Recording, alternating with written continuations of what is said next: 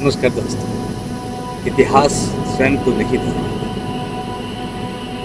और आदमी या इंसान स्वयं को दोहराता है और यही दोहराने के परिणाम स्वरूप वो विक्टिमाइज हो जाता है। और विक्टिमाइज करने वाला कोई दूसरा व्यक्ति नहीं होता, वो होते हैं हम स्वयं, और इसके लिए हम स्वयं जिम्मेदार हैं।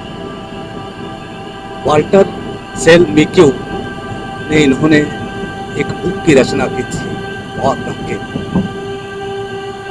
और इस वॉर अगेन में बताई गई जो बातें हैं जो हमारे पुण्य जन्म से रिलेटेड है, वो काश लोगों के समझ में आ जाता और लोगों की मान्यता इसको मिल जाती तो कितना अच्छा होता।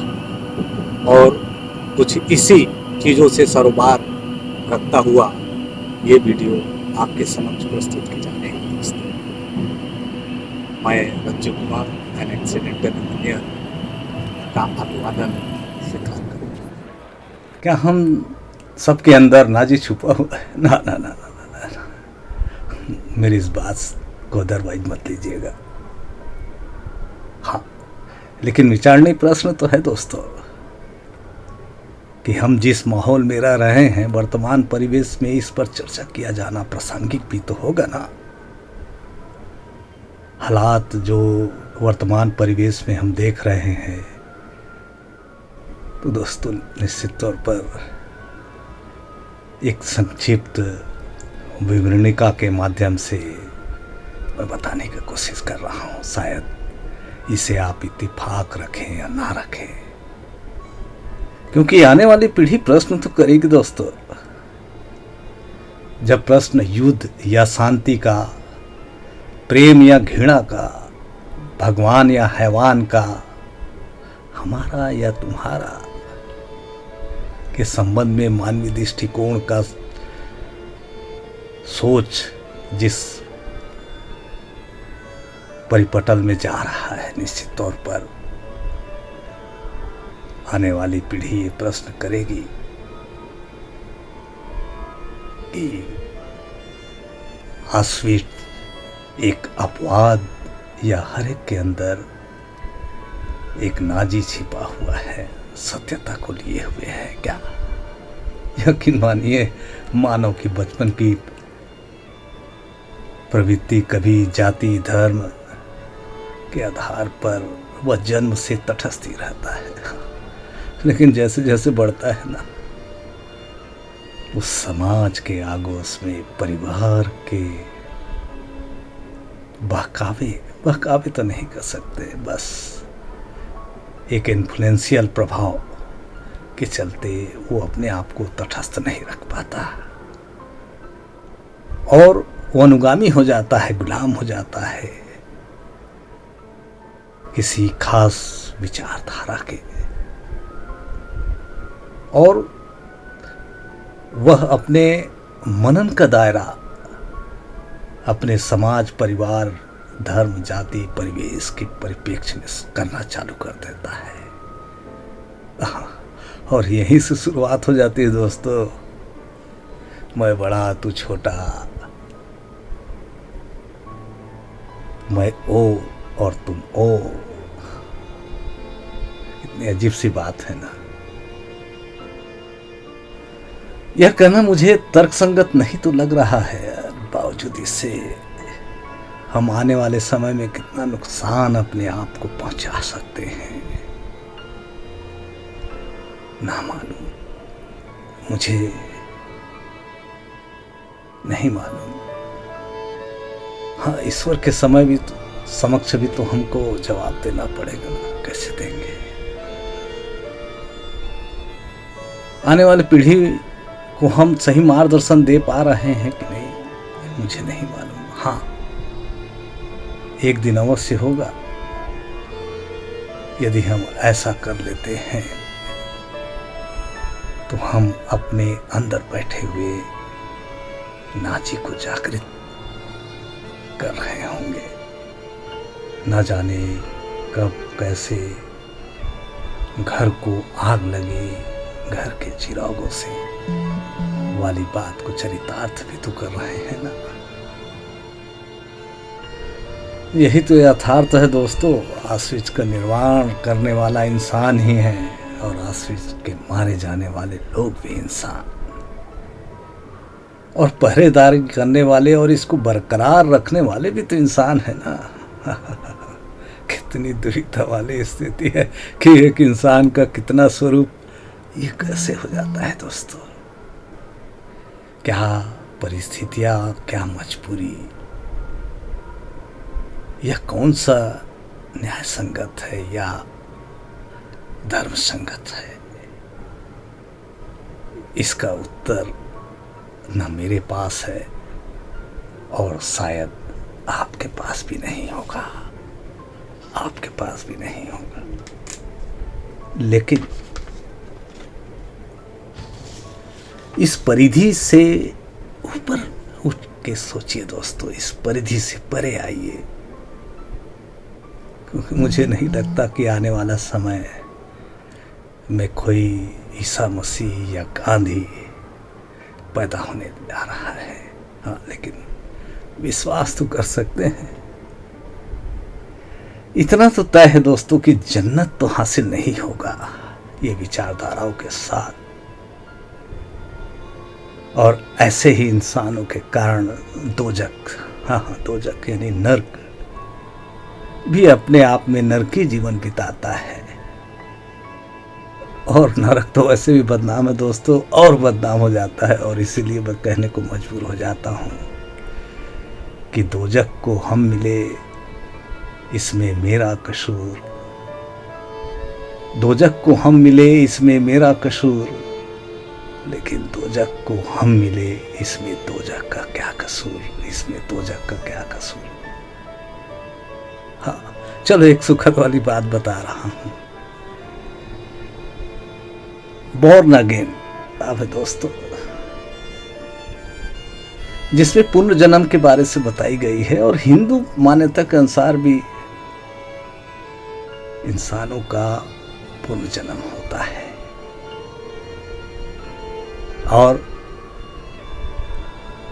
इसी धर्म में, हिंदू धर्म में, शरीर को नश्वर माना गया है और आत्मा को अमर माना गया है। और मजेदार वाली चीज बताऊं कि इसी पुस्तक में उल्लेखित है कि 14 वर्षीय पोलैंड की यहूदी लड़की का पुनर्जन्म स्वीडन में ईसाई समुदाय में होना बताया गया है। कितनी अजीब सी बात है ना। और हो सकता है कि नाजी हिटलर का जन्म किसी यहूदी परिवार में भी तो हो सकता है ना, कोई कह सकते हैं। और इस पुस्तक में कई महान हस्तियों का उल्लेख है जो अलग धर्म, देश, संप्रदाय, लिंग में पैदा हुए हैं। काश जुल्म करने वाले को इस बात का एहसास हो, जो जाति धर्म के नाम पर, देश के नाम पर, या ऊंचे या नीच के नाम पर जो हिंसक प्रवृत्ति अपनाई जा रही है, खुदा न खास्ता वे वहाँ पैदा भी तो हो सकते हैं जिसके ऊपर उन्होंने जुल्म किया हो। और अंतर इस समय सिर्फ यही हो सकता है कि वे इस समय विक्टिमाइज हो सकते हैं या पीड़ित हो सकते हैं। कहने का तात्पर्य यह है दोस्तों कि पुनर्जन्म निश्चित तौर पर किसी न किसी दृष्टिकोण से इन दोषों को दूर कर सकता है। और काश कितना अच्छा होता, ये चीज शायद हिटलर को भी पता होता तो शायद जो जुल्म की दास्तान उन्होंने लिखी है और इतिहास में जो दर्ज है शायद नहीं हो पाता। खैर, ये तो दीगर बात है, लेकिन महज सिर्फ हिटलर के कार्यों को कारण नाजियों को एक पक्षी दोषी नहीं ठहराया जा सकता।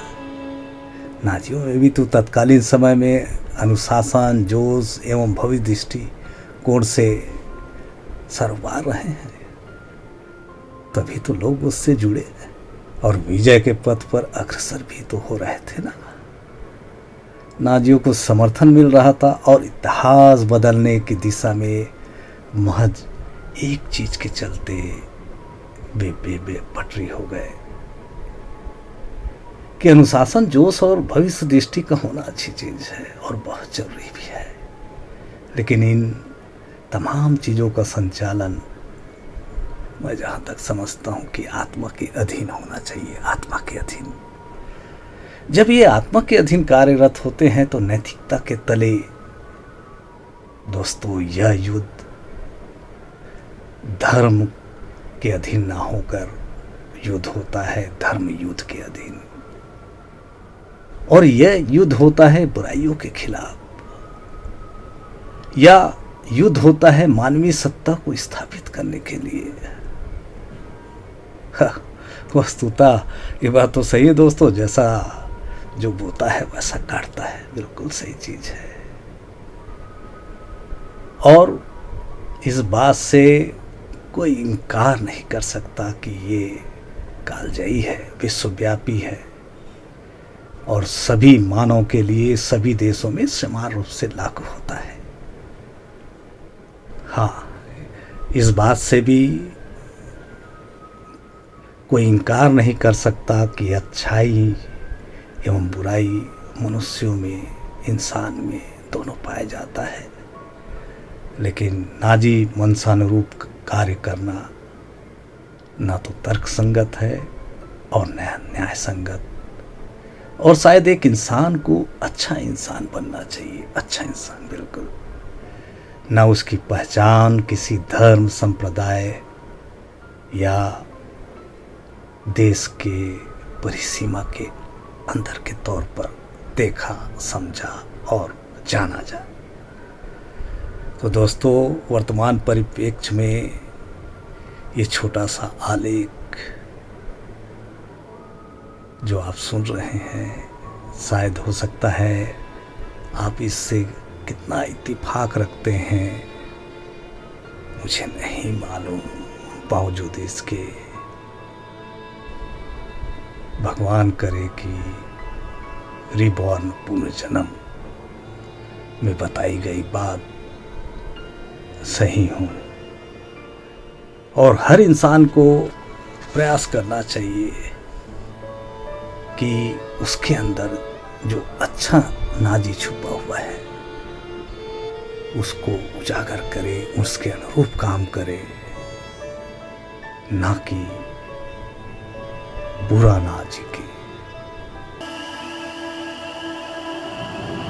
आशा करता हूँ कि दोस्तों ये वीडियो आपको पसंद आया होगा, और यदि ये पसंद आए तो इसे शेयर और